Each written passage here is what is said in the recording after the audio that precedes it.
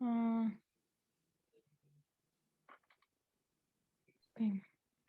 Bueno, antes de empezar como tal pues, a ver lo que es la enfermedad, puse esta diapositiva que engloba lo que es el metabolismo de la bilirrubina de una manera pues muy general, para entender un poquito más acerca de la enfermedad. Y bueno, como sabemos, pues en la fisiología normal, sabemos que todo empieza hablando del metabolismo de la bilirrubina por los eritrocitos. Estos tienen una vida media aproximadamente de 100 días y como sabemos es diferente, ya que aquí pues la vida media cambia de 80 a 100 más o menos.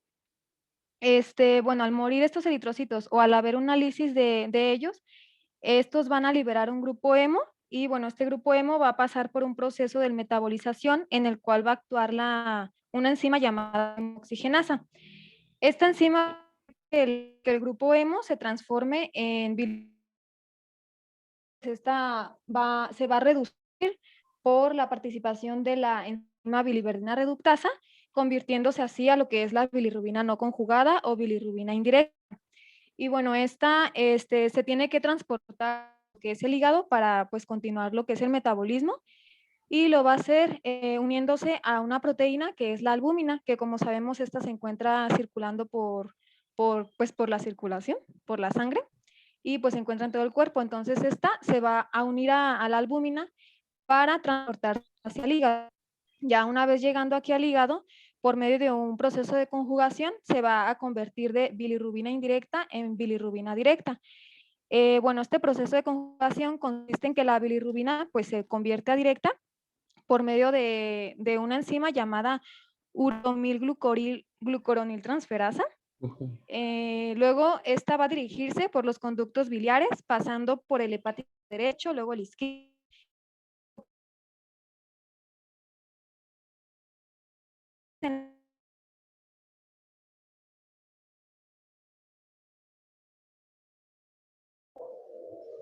No, más allá de los brazos. Con una bandera para la escolta.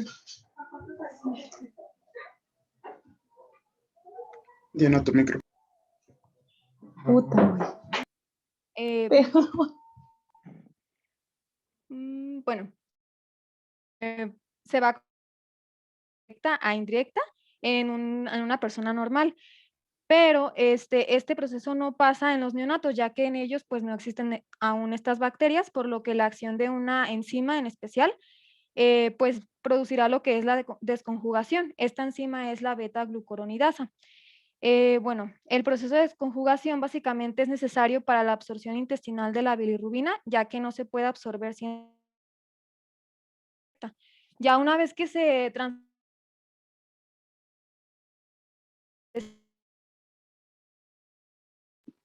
¿Se nos corta la conversación o solo soy yo? La plática. No sé. Yo también. A ver, déjenme muevo.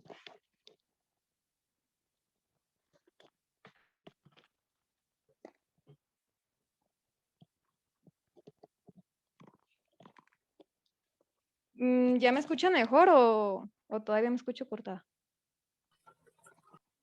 Ya me. Creo que ya mejor. Ah, ok. Bueno, les decía que este circuito pues va a recibir el nombre de la circulación enterohepática. Y bueno, algunas como alteraciones que podrían suceder en este metabolismo es específicamente de algunos, pues del nivel en el que se encuentren. Por ejemplo, si se diera en los eritrocitos, puede ser por una policitemia, que como sabemos, pues son altos niveles de estos y esto puede pues alterar lo que es el metabolismo. También por una anemia hemolítica o con incompatibilidades del RH, que esto ya lo había mencionado Diana en la clase pasada. También puede verse alterado por una desnutrición a nivel del transporte con la albúmina, ya que, pues como sabemos, en una desnutrición hay bajos niveles de la albúmina y pues por ende esto va a afectar al transporte hacia el hígado. Y pues otra alteración, que es de la que les voy a estar hablando, es por atresia de vías biliares, ya que se puede presentar lo que es una obstrucción de los conductos biliares, que vamos a ver más adelante. Y bueno, en cuanto a lo que son las hiperbilirrubenemias conjugadas, estas son ictericias obstructivas biliares, que también se le conocen como ictericias colestásicas o colestasis. Y bueno, el término de colestasis se refiere a la situación en la que existe una alteración del flujo biliar con la retención y el paso de sangre de componentes de la bilis. Como sabemos, la bilis se conforma por bilirrubina directa, por sales biliares o por colesterol, etcétera. Y que en condición a pues un cuadro clínico característico, bueno, aquí podemos encontrar lo que es la ictericia, la cual pues va a estar presente principalmente en la piel, en las escleras y en la mucosa, además de que pueda provocar la coluria, que como sabemos es la aparición de la bilirrubina en la orina, así también una hipo o una acolia, que es la decoloración parcial o completa de las heces, y también puede provocar lo que es el prurito. Y bueno, en general las ictericias obstructivas biliares se van a dividir en dos. Una es la intrínseca o también llamada intrahepática, o la extrínseca o extrahepática. La intrínseca va a estar ocasionada o más bien reflejada por una agenesia, una atresia, estenosis o una obstrucción intraluminal. Mientras que la extrínseca pues se va a reflejar como una compresión de los órganos subyacentes. Y bueno, en general, hablando de las hiperbilirrubinemias, se deben a la alteración de la secreción de la bilirrubina ya conjugada, que va desde el hepatocito hasta el canalículo biliar por alguna enfermedad hepatocelular o una alteración del flujo biliar por la afectación del propio canalículo biliar o de la vía biliar extrahepática. En cualquiera de estas dos situaciones, ya sea por el acúmulo intrahepático de la bilirrubina conjugada y de otros compuestos que forman la bilis, van a prohibir lo que es el paso de sangre y pues provocando así lo que es la hiperbilirrubinemia conjugada. Y esta se define por una cifra de bilirrubina directa, ya sea igual o mayor a 2 miligramos por decilitro, o su incremento por encima del 20% de la cifra total de bilirrubina en sangre. Y bueno, ahora sí ya entrando a lo que es la enfermedad, ya por atresia de vías biliares. Esta se define como el proceso obstructivo y progresivo que afecta directamente a las vías biliares intra y extrahepáticas, la cual puede presentarse como una colangiopatía obstructiva o evolucionar a una cirrosis precoz, ocasionando el fallecimiento del niño antes de los 2 años. Es por eso que es importante pues que se realice el diagnóstico precoz para así pues evitar estas posibles complicaciones o basándose principalmente en la clínica. Ya veremos más adelante que el diagnóstico se hace pues principalmente por la clínica. Y bueno, la atresia de vías biliares se trata de un cuadro que es responsable de un gran número de fallos hepáticos a pesar de los intentos de restablecimiento del flujo biliar con algunas intervenciones quirúrgicas. Su incidencia se estima que de entre un caso por cada 8,000 a 15,000 nacidos vivos.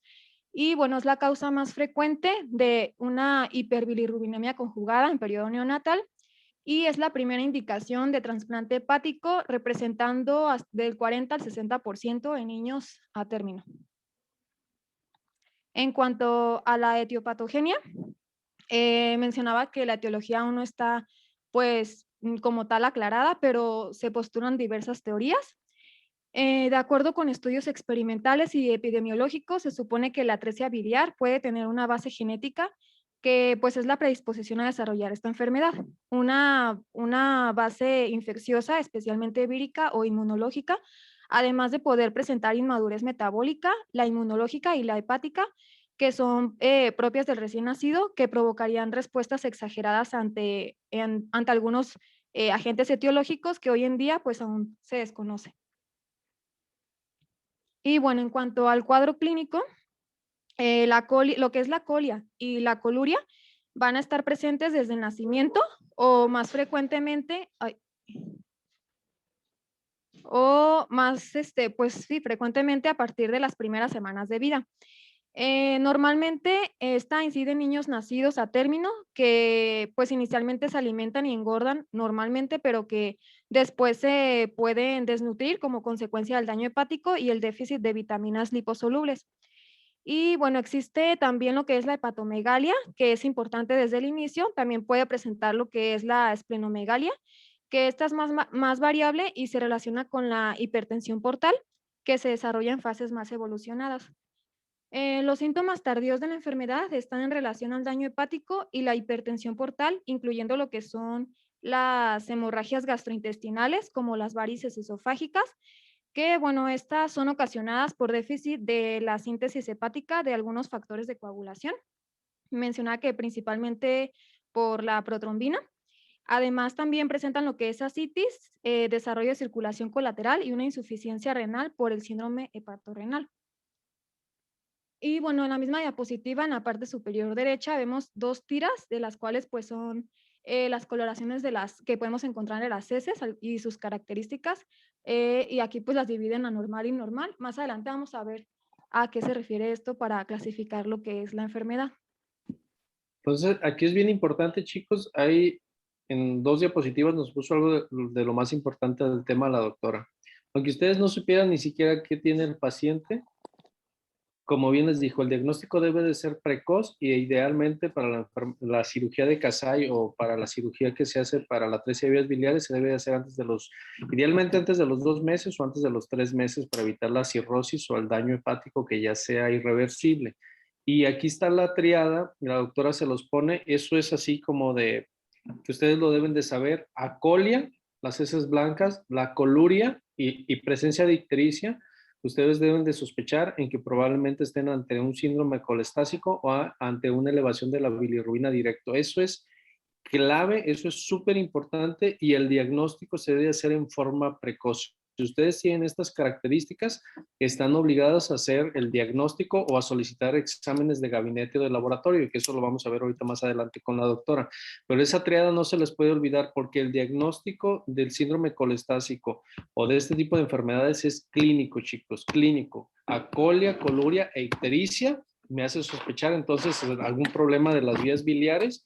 Y lo importante no es de que, bueno, pues sospecho, hágale un ultrasonido y nos vemos en 3 meses. No, eso es de un día para otro. O sea, lo que ustedes le vayan a hacer, lo tienen que hacer en forma inmediata y esas son realmente las urgencias que ustedes tienen que derivar a un segundo o un tercer nivel donde se le pueda dar la atención que requiere este paciente. ¿Sí? Adelante, doctora. Ok.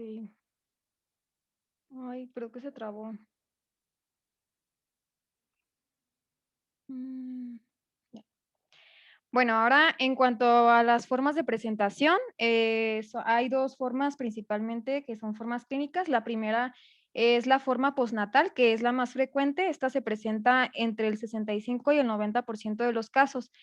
Y bueno, esta se caracteriza por un periodo libre de varias semanas entre la ictericia fisiológica y el inicio de la ictericia conjugada. Y por otro lado tenemos lo que es la forma embrionaria o también llamada forma fetal. Esta es más rara, se presenta entre los 10 y los 35 casos más o menos y se caracteriza por la ausencia del intervalo libre después de la ictericia fisiológica y está principalmente relacionada a malformaciones, que muchas de ellas están relacionadas con las alteraciones de la simetría corporal. Aquí tenemos algunos ejemplos, como lo es la poliesplenia. Esta se refiere a la presencia de varios vasos en el abdomen de una misma persona, o también a varias masas de tejido esplénico pequeño que pueden sustituir al vaso normal. También está lo que es el situs inversus, que como sabemos, pues consiste en una alineación errónea de los órganos dentro del cuerpo, colocándolos del lado opuesto. Por ejemplo, bueno, es como una imagen de espejo, más o menos. También está lo que es la malrotación intestinal, el porta preduodenal y anomalías cardiológicas y vasculares. Bueno, en cuanto a la exploración física, como ya les mencionaba el doctor también, esta es muy importante ya que pues aquí esta nos puede ayudar a realizar el diagnóstico como tal. Y pues vamos a observar principalmente que ictericia en piel presente en piel y mucosas, además también en la esclera. Vamos a observar también un abdomen globoso, blando y depresible. Y por la misma hepatomegalia que van a presentar, el hígado va a estar palpable con una consistencia dura. También pueden presentar lo que es la esplenomegalia y la citis por esto mismo de lo que es el síndrome hepatorrenal. En el diagnóstico, en el caso de lo que es la ultrasonografía hepática, esta permite descartar otras causas obstructivas, por ejemplo, la existencia de una vesícula biliar pequeña y de paredes gruesas, también como una ausencia de visualización de las vías biliares extrahepáticas, que, bueno, son signos sugestivos. Y también recientemente se ha descrito el signo de lo que es la cuerda triangular como un específico para la enfermedad. Este consiste en la visualización de una estructura hiperecogénica inmediatamente por encima de la bifurcación portal y representa el vestigio fibroso de las vías biliares.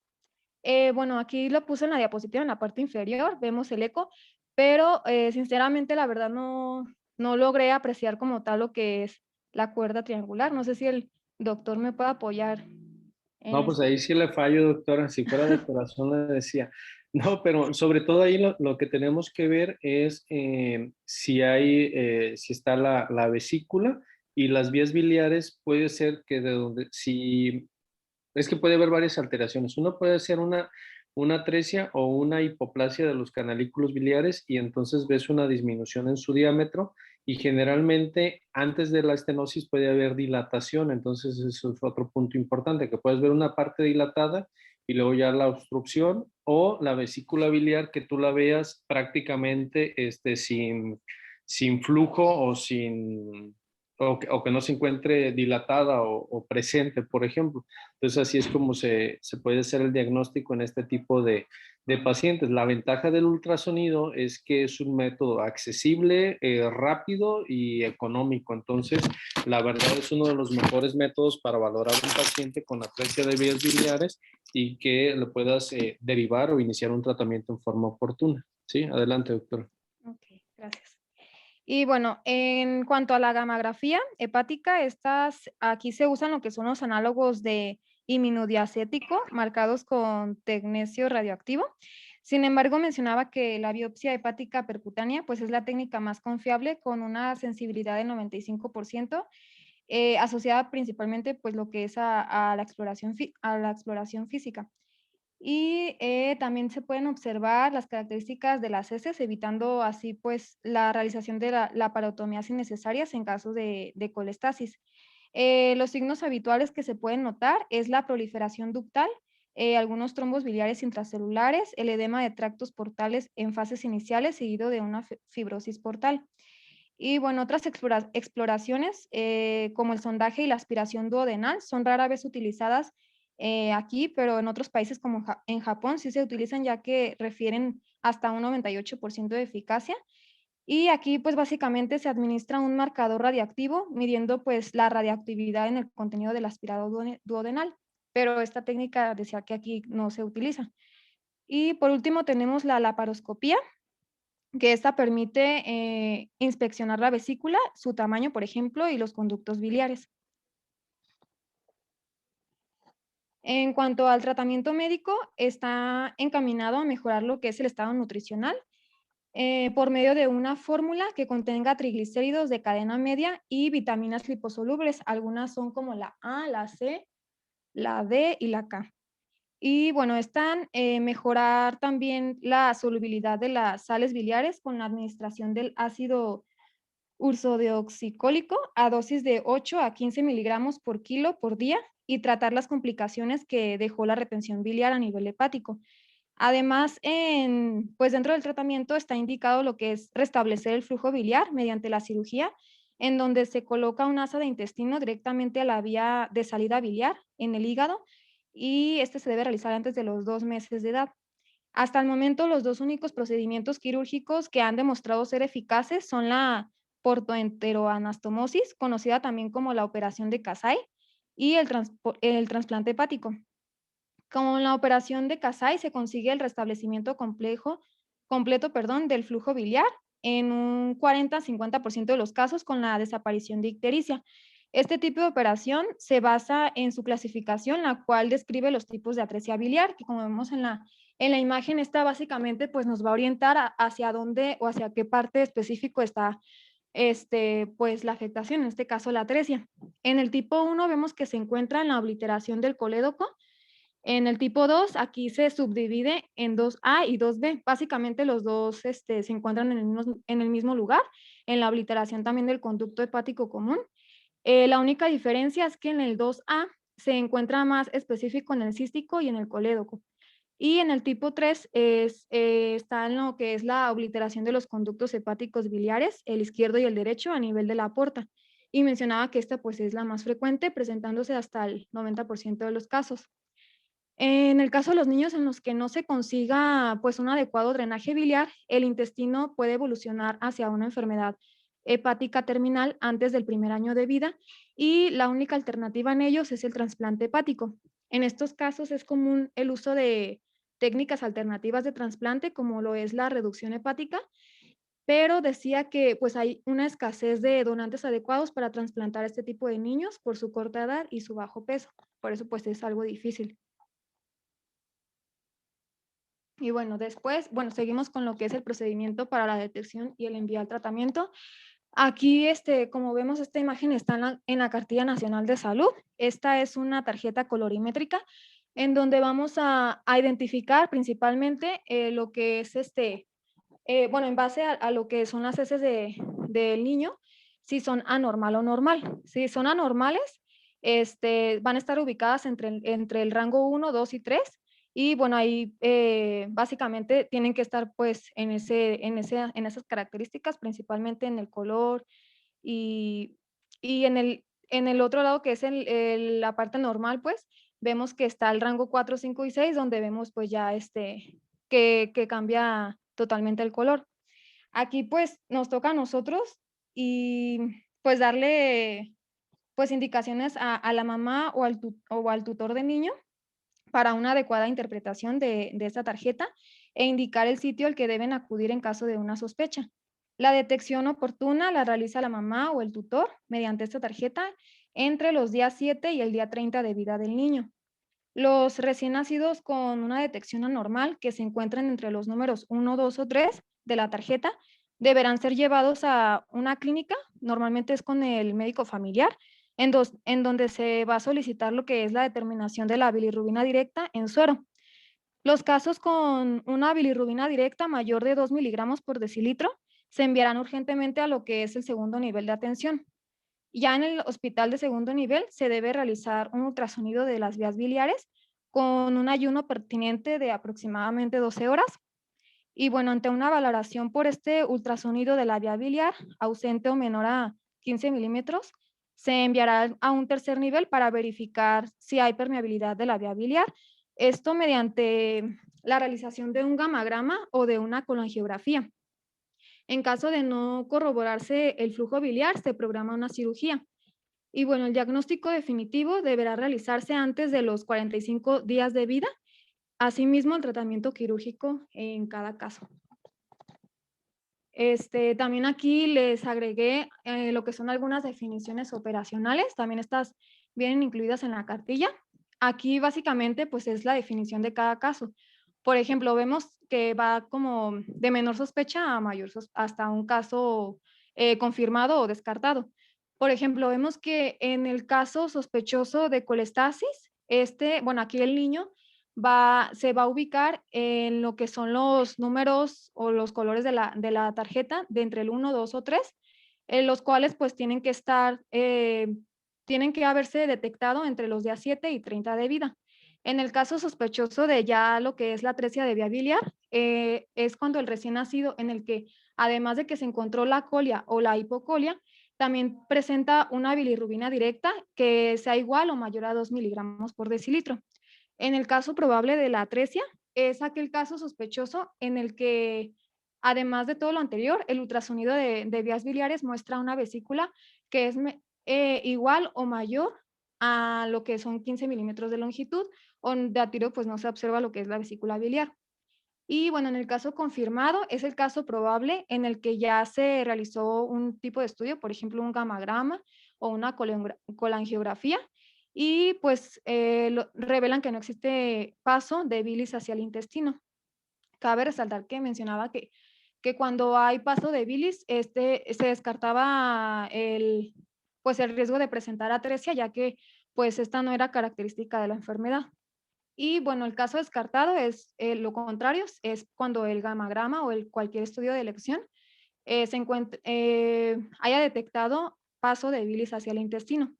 Y el caso no confirmado se refiere al caso probable al que no se le realizan pruebas de confirmación diagnóstica por causas ajenas a la responsabilidad del médico en este caso. Estas causas pueden ser una baja del servicio médico o una renuncia del servicio médico, etcétera.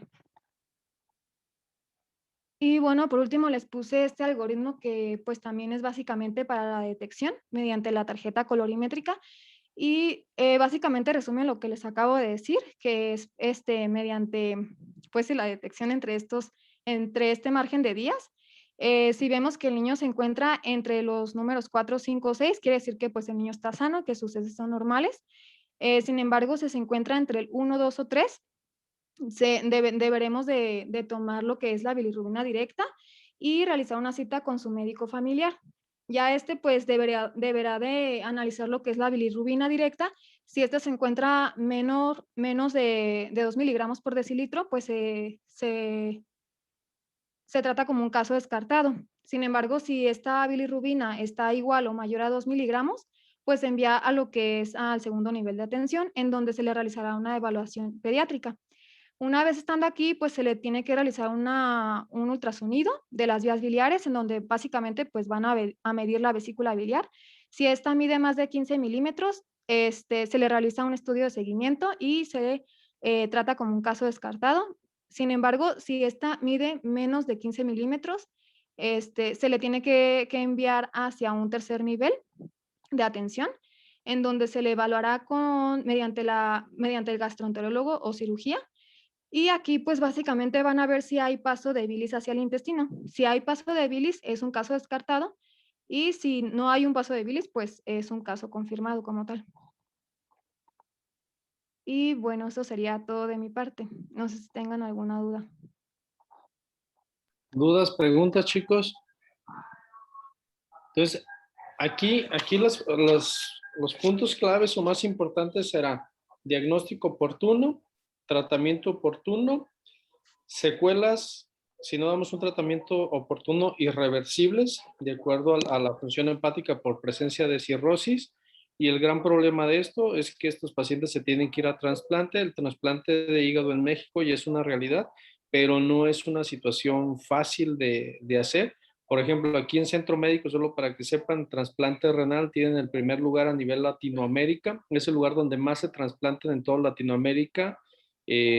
Trasplante renal, pero en hígado no les va nada bien. Entonces es complicado, es complejo a veces el manejo de este tipo de pacientes y estamos hablando que es un equipo que tiene mucho éxito en cuanto a la renal, pero en cuanto a trasplante hepático, los resultados no son tan buenos o no son muy alentadores. Entonces a lo que voy es que no es una patología fácil. Aquí lo importante será hacer un diagnóstico oportuno de acuerdo, acuérdense, a coluria, a colia y presencia de ictericia. Esa triada tiene que ser básica para que ustedes hagan el diagnóstico y deriven a su paciente para que le hagan una valoración y de acuerdo a eso se envía a un segundo o tercer nivel para que se haga la cirugía de Kasai, que idealmente, antes mencionaban antes de los 3 meses, ahora se ha visto que idealmente debe ser antes de los primeros 2 meses de vida para evitar la cirrosis hepática o el daño permanente en este tipo de pacientes.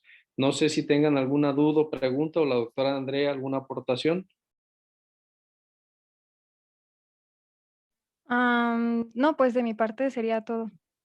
También Oh. estaría bueno pues que revisaran lo que es la cartilla. No sabía, bueno, en lo personal yo no sabía que estaba esa gráfica que nos sirve de detección, pues.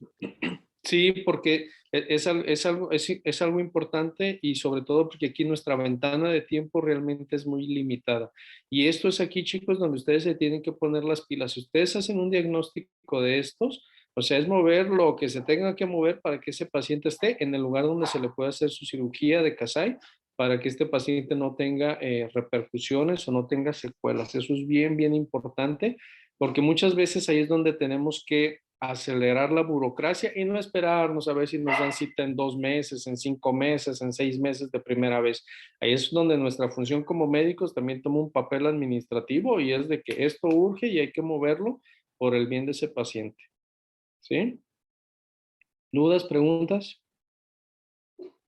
Muy bien. Chicos, me voy a tener que retirar. Nos estamos viendo mañana para ver el siguiente tema de pediatría también. Ver si mañana podemos ver 2 temas o si nos podemos ver un poquito antes para a lo mejor si se puede por ahí que nos veamos 7:30 para aprovechar y mañana poder ver 2 temas. ¿Les parece? Sí, está bien. Para que se preparen psicológicamente. Cuídense mucho, chicos. Que pasen buenas noches. Gracias.